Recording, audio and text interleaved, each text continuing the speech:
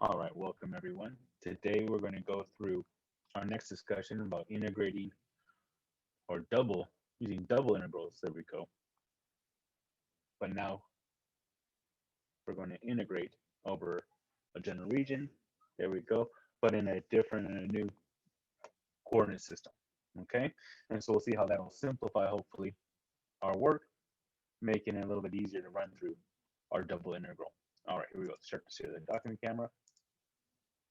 And away we go.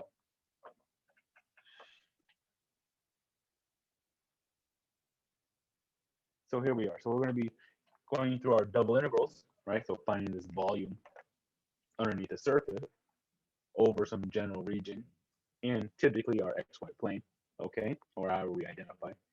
But now, as we kind of see, we're going to be using polar coordinates.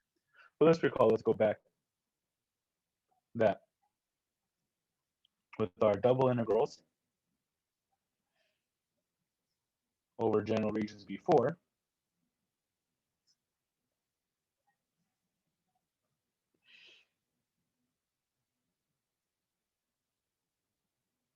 when we were looking at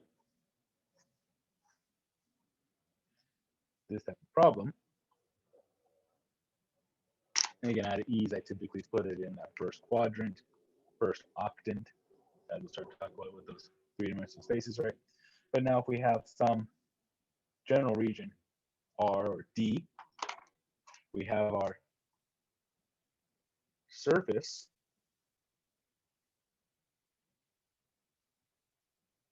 over that region. We are discussing using these little columns of volume, right, over some portion dA, some little piece of area in that region. And we would say that that volume in total over that region would be the integral of our height given by that z coordinate or however we're measuring, okay? The function, the z coordinate given as our height, times that dA. And as we were going through, we'd have to identify with that dA component, are we going to do dx dy or dy dx? And start to think about how we may organize those limits.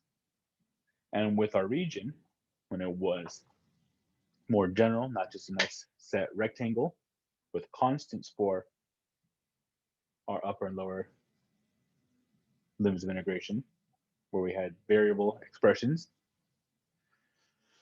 creating those expressions might be a little bit difficult, okay?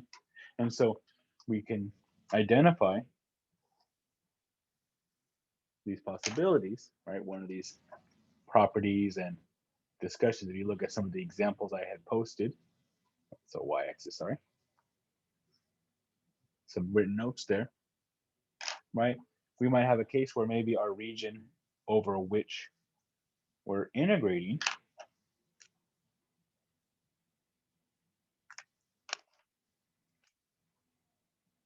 go like this, let's say, right? It could be two lines, it could be a line and a curve. Like let's suppose that this is our region. There's our R that we want to integrate over. We can have our surface, okay? But when we start to work on it, when we start to think about taking that double integral over R of our function, as we start to implement and take these little components dA, wherever that might be, okay, we might have a case where, depending how we organize, we can do one if we start to go laterally, if we integrate with respect to x first, okay, that the height is given by the difference between those two curves. Or one of the properties we kind of take from our first semester calculus, that we have this region, we can separate, because maybe we have two different heights, two different y values that we're going to use to mark the heights of those rectangles, right? Those strips that we start to fill in. And we can actually take that integral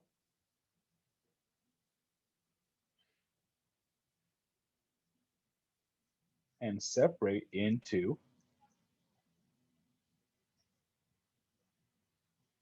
these two separate integrals, double integrals still, but thinking about maybe we have a region 1 where we can identify, we can mark those heights given by that blue curve, right, where the y value would stop. So if we integrate with the y first, is going to go from 0 to this function, an x. Then this side, this region, the dy part would go from 0, the lowest y, up to this curve. And the x would have to be broken up from 0 to where this x ends, that region, and then from that value to where the total space, right? And so we did a problem like that. You might recall with the written examples, you'll see where I did have indeed a triangle here, but that kind of aspect. All right. And so we can see, well, when we do that, we can separate it, but it just creates more work because we have more regions to consider. Okay. So let's look at an example. We'll get into our polar coordinate discussion. Okay. So then let's do this example, right? Let's consider setting up. I'm not going about evaluating quite yet. Setting up the double integral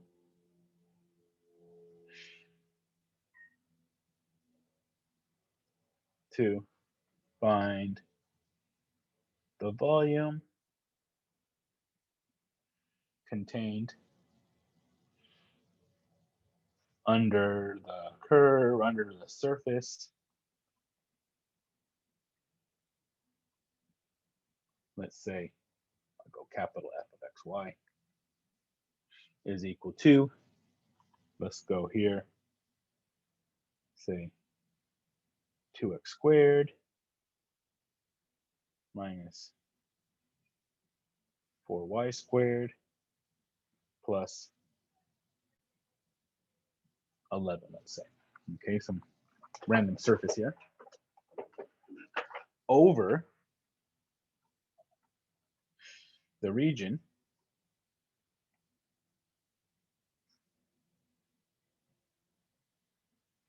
bounded by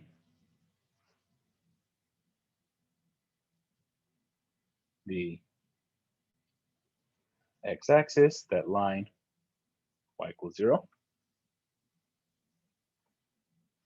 And we'll say here, this part is bounded by the x-axis. There we go.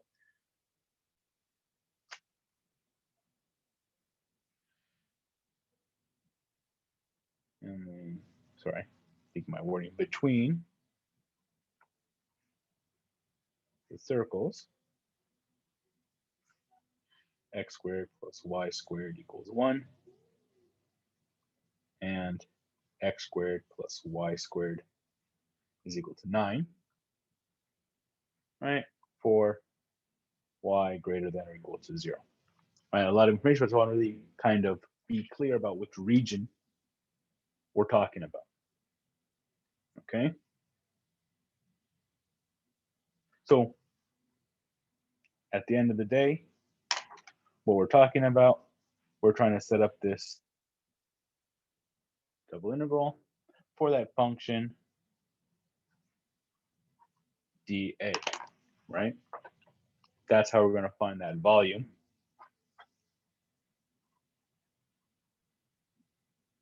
By computing that double integral over that region, the little bits of area times the height, to give us the total volume, right? So let's first think about this region R, okay? So R, that's the region between the two circles, x squared plus y squared equals 1, x squared plus y squared equals 9, right? So a circle with radius 1, circle with radius 3, okay? And it's going to be above that x-axis, right? Y greater than or equal to 0.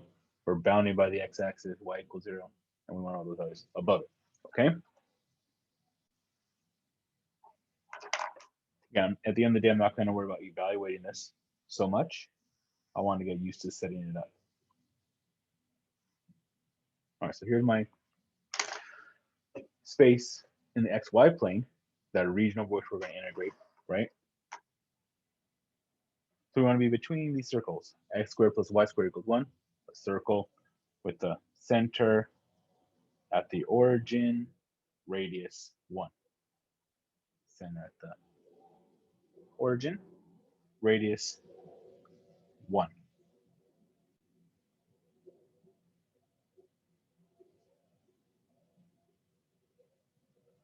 All right.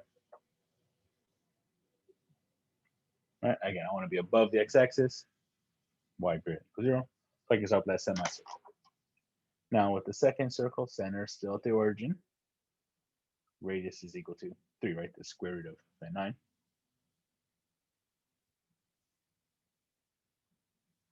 Try my best to keep this relatively evenly spaced. We want to be above that x-axis, right? Or we use that x-axis, that line y equals 0 as another boundary. So I'm just filling in. So exactly that region over which we're integrating this semicircle, this little rainbow, that half of a washer, half of a ring, half a donut, whatever you want to call it. We're looking at that space, okay? So then we start to think, okay, I'm going to have to take that and I have to start to separate it into these different little pieces, right? So up here, of course, when we start to separate, thinking back to our first semester calculus, so on, I start to slice it vertically, right? Again, we can take that little component dA in there, taking a slice. That one's not too bad. We can see in that y direction. Up here, we're bounded by the red curve. Down below, the blue, not too bad. But again, over here, bounded by a red, 0 here.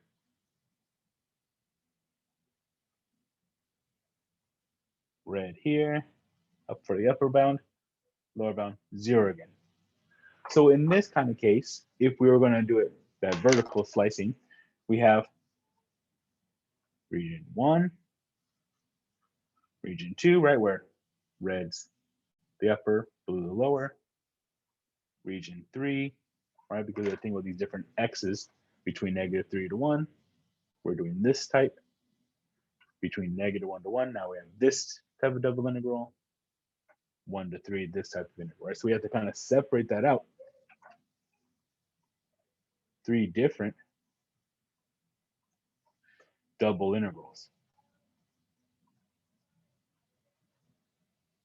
right? Or, again, thinking about what work we would do,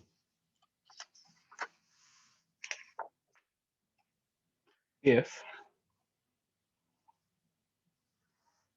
we draw that rather rapidly,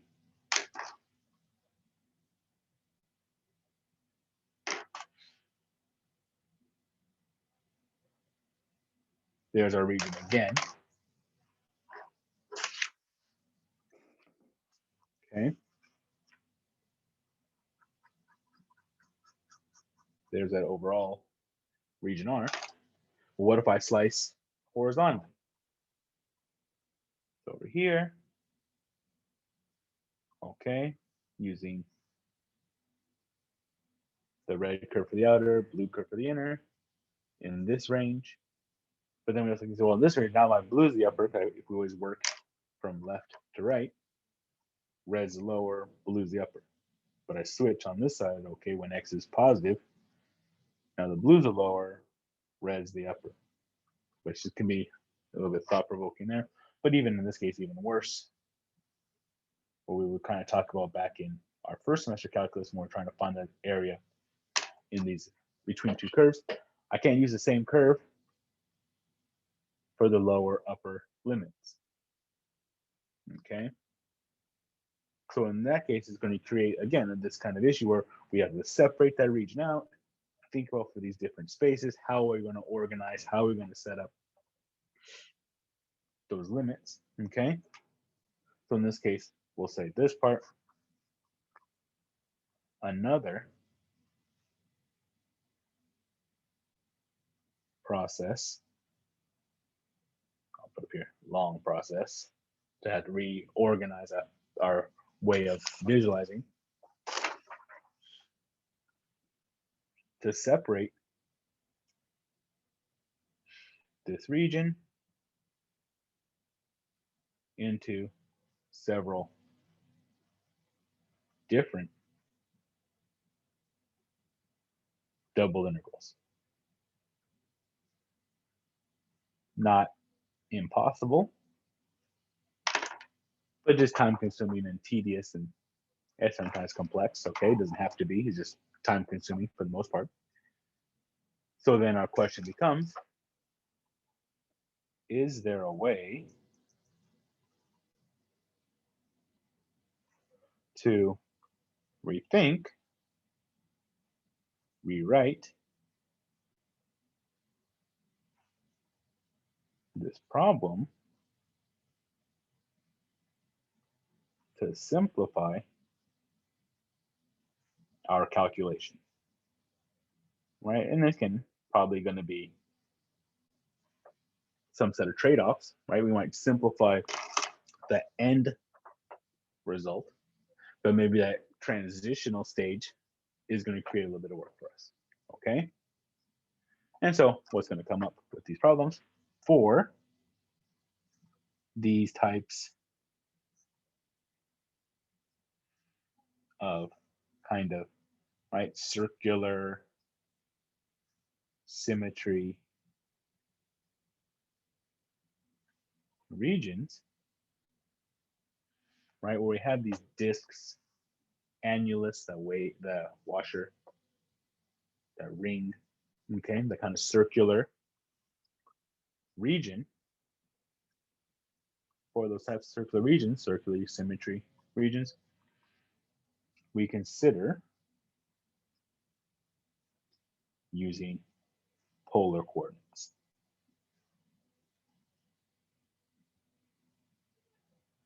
And here we introduced that in our second semester calculus, Calc 2. And you may recall that in that polar coordinate system, not necessarily the x1, we kind of superimpose it on that xy axis, we have the origin, or in this case, we call it our pole, at 0, 0. But then for any point in that space, any location in that space, now instead, to get from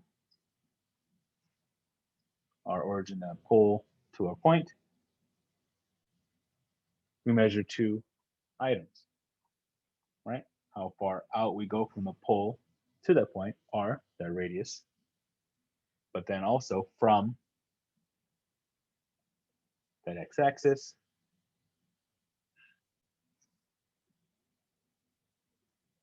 this angle theta, how far up are we on the sweep? Counterclockwise, right?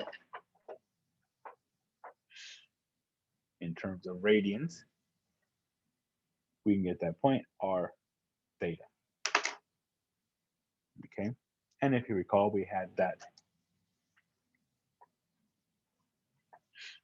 construction, again, thinking about this if we do like our cosine thetas and so on, set up that triangle. X is equal to r cosine theta, the y value r sine theta, right? So that's going to be equivalent to x, y. But to get that x, you compute like so. That radius squared is equal to x squared plus y squared. That angle theta, we can do our arctangent, inverse tangent, opposite over adjacent, right? That's that y over x.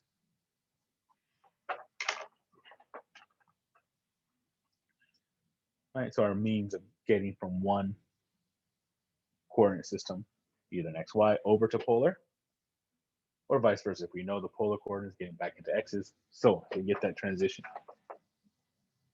Okay,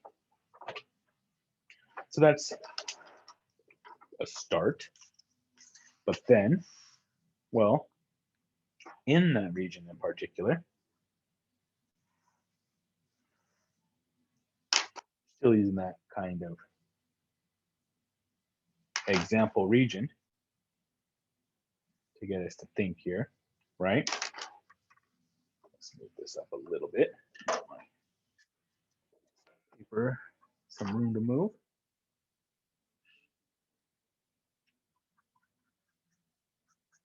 Right, so if that's our region R, again, we're going to need some bit of area, right? We're going to need a dA.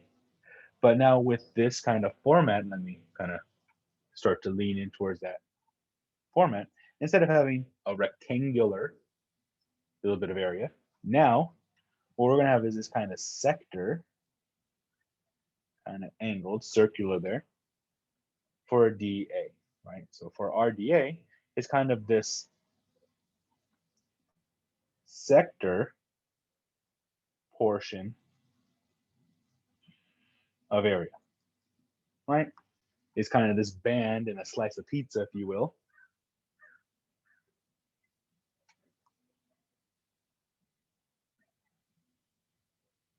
This band of this sector of that circle. I guess you probably would come to a point. Let's go like that. There we go, better. That we're considering. So this is our dA. So it's not a perfect rectangle, but it's kind of close. Okay. And so what we kind of imagine, right, as we start to go out, build up these, right? And again, thinking back to our calculus days, thinking about taking those little slivers in our integral, we're going to make that width smaller and smaller. That's what we're doing here. We're going to make that width of it kind of narrower, the width of it lengthwise down as small as we can. But let's start to put these pieces together. So that I measure out, right? Whether I'm at this point out here, that's like our R, right? So in this case, this little band is going to have a width of dr. So this part right here, a little width dr.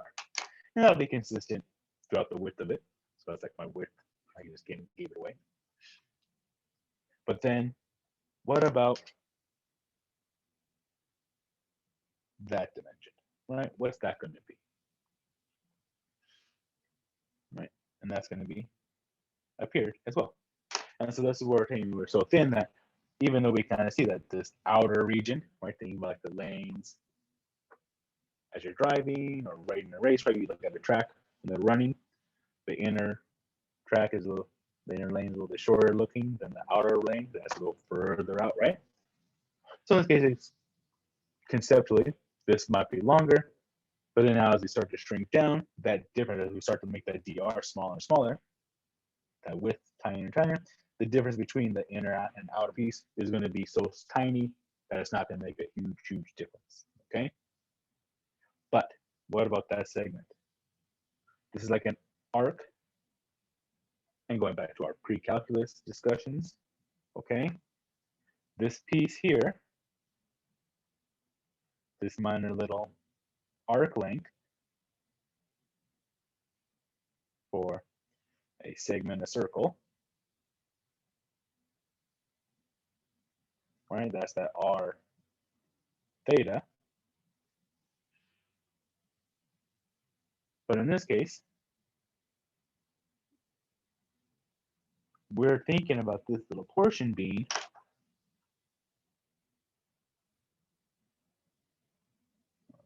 that's the dA star for that full area, but that little portion, we're going to call it a d theta now. Let's do it right there.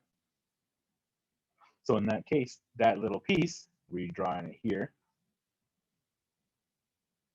that dA, the width is going to be dr. Start this up now. And this segment here, r d theta. All right, that's like my r theta, but now instead of theta, we're not going that full angle. We're taking some little piece of the angle. So that area in total is equal to, right, the length times the width, r dr d theta. We can rearrange, or we put r d theta dr. We can rearrange these however you desire. But just like we had our dx dy, we have our d theta dr. But notice in this case, we get this little extra factor of r.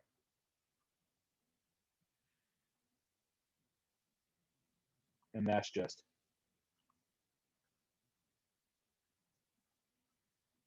we get the extra factor of r to include as part of dA. And that's just a consequence of that kind of arc length formula previously. So what does that mean for us?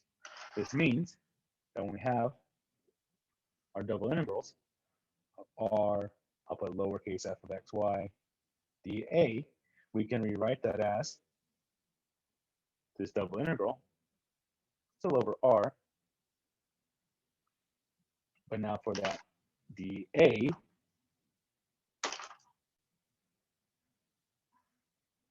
it's going to become that r d theta dr, or r dr d theta, however you want to organize.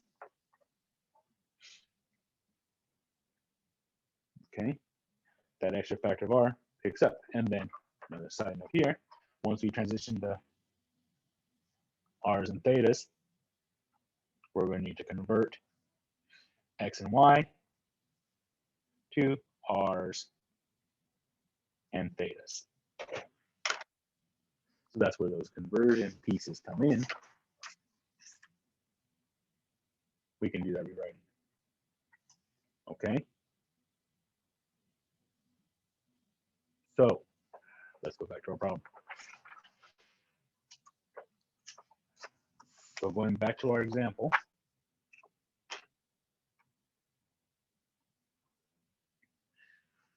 let's set up this integral.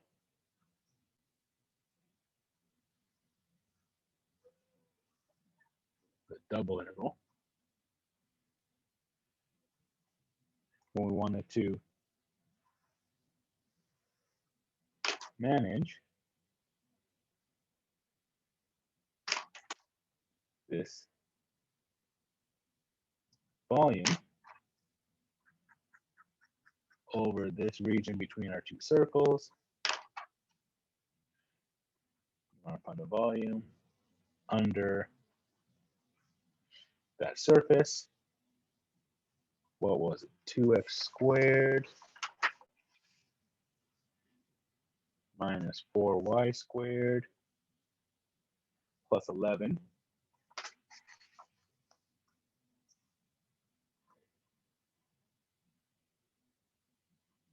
over the region between the circles x squared plus y squared equals 1, x squared plus y squared equals 9, above the x-axis.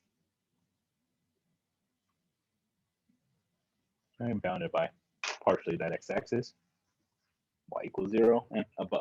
All right.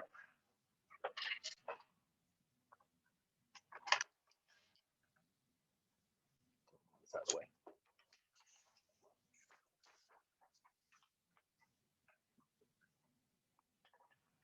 So initially, integrating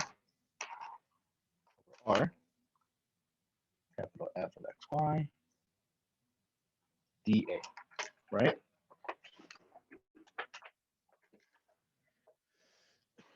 But now, with this kind of semicircular region,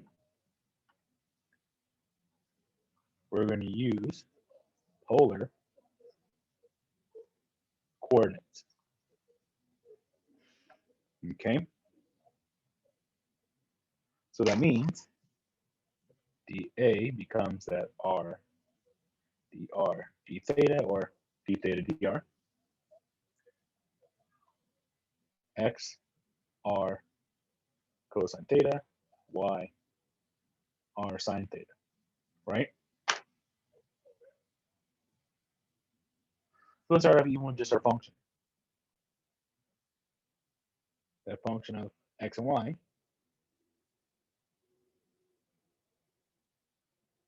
2x squared minus 4y squared plus 11.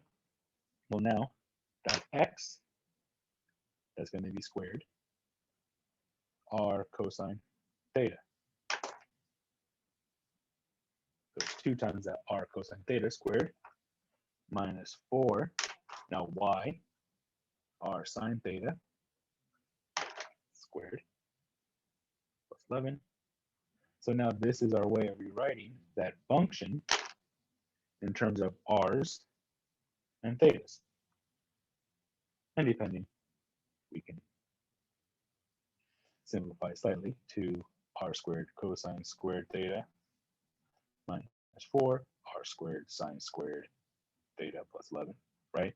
The minus 4 is outside of the exponent, outside of that power, so it stays r squared sine squared. Other problems, we want to be able to condense, simplify some of these expressions, right? Using trig identities or whatever it might be, factoring out a common factor to condense, you could do that. But let me just leave it alone for this particular example, right? But now the big statement that we have to deal with is now, well, for that dr d theta, what are going to be our limits of integration? Okay, so let's think what our limits of integration. Okay, just trying to keep this picture handy in our visualization. All right, so we want to be between those two circles, right? So for the r component, the radius, what is our radius between, right? When I start to measure out for that particular space, there's my radius r, the smallest, right? So I don't have any area here. My smallest space, it starts inside that circle with radius 1, and it stops at radius 3. Right? That's r equals 3 here. R equals 1 for the blue. Anywhere I am in that space, the radius has to be between 1 to 3. But what about a theta? Theta, what is that going to do? Well, thinking about our coordinate system again, this corresponds to theta equals 0, the positive x-axis, if you will. This is theta equals pi over 2, again, radians, whenever doing calculus, 90 degrees, pi over 2, and pi at 180 degrees. And that's where we stop. Have we gone down further? We can bring that theta down. But in this case, hopefully we agree. Our theta lives between 0 and pi. There's be other problems where maybe we start between 0 to pi over 2, or pi over 2, 0 to pi over 4, over here, whatever it might be. But now, kind of like our rectangular regions before, we have these constants, kind of nice, for the r and theta.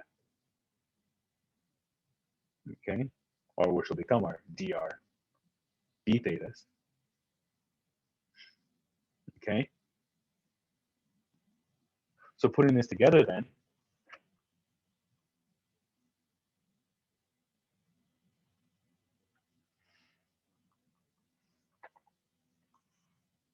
this is going to be the same. F of r theta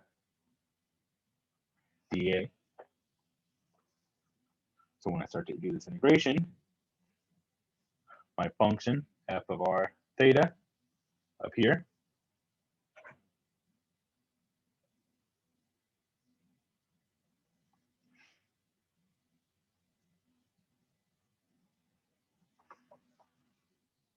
and now for that dA component, remember we got an r and whatever order you want to put dr d theta or d theta dr, but this extra factor of r, you're going to have to distribute in before we integrate. Okay? Think about our limits of integration. R, we talked about here, goes from 1 to 3. I'll keep it blue just to match that R. Theta went from 0 to pi. And depending, right? So that's where our trig identity sometimes can help. It can simplify that integral. So that when we integrate with theta first, it'll come up quickly, or R first, switch that order, make sure you watch your limits. We can evaluate. Okay? So when we do have these kind of circular, annular type of regions over to integrate, instead of having it kind of separate, trying to fit rectangles, blocks into that, it's going to be easy to have those wedges, those slices in polar form in order to integrate. Okay? All right. I'll leave that here and I'll post some examples with our written notes online. Take care. If you have questions, let me know.